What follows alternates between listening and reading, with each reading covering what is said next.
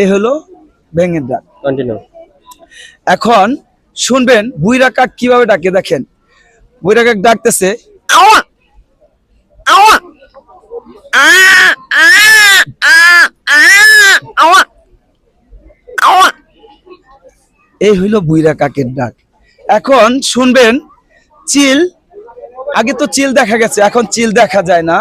তো গ্রামে মুরগির বাচ্চাগুলা ছেড়ে দিছে, চিল উপর থেকে ধাওয়া করতেছে কিভাবে দেখেন।